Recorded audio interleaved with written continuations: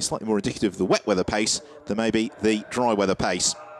Nonetheless, championship standings as well. So we will go all the way down to 6th on the grid for the championship leader, Sandy Stuvik, who has been overwhelmingly consistent this year. His worst result of the year so far has been a 5th position, which gives you an indication of just... The red light flashes out, and away we go. And it's a poor start from both Mason and Jones, in particular. Nelson Mason bogged down. Alexander Torrell got away superbly well as they head down towards the Rettifilio for the first time. It's Ed Jones to the inside. It is Torrell to the outside, and Yarin Stern also very much up in the mix as they hit the brakes, and it is Ed Jones who leads the way. It's Torrell in 2nd place. Sandy Stuvik has come up into 3rd. Yarin Stern was in 4th. He gets elbows aside.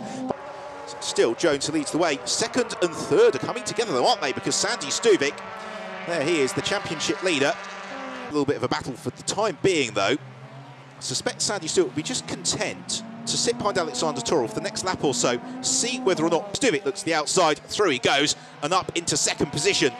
So we're now getting back to the battle that we really hoped we'd see this weekend, which is the 2 drivers, 1st and 2nd in the championship, running 1st and 2nd on the road.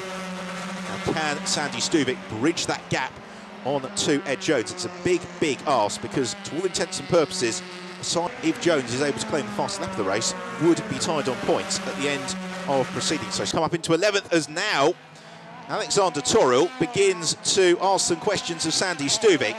And although the pair of them are teammates, although Stuvik is fighting for the championship, Alexander Torrell currently 5th in the stand. They jumped on the brakes. Now, is that going to give Nelson Mason the opportunity to potentially challenge through Curva Grande? Certainly Torrell looking very, very feisty.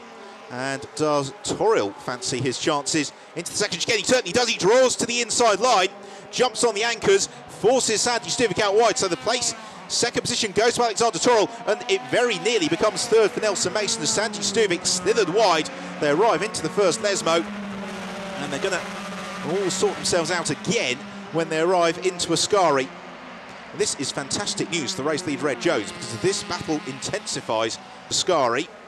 And Mason shows himself to the inside. He's not quite close enough, so instead he gets into the toe behind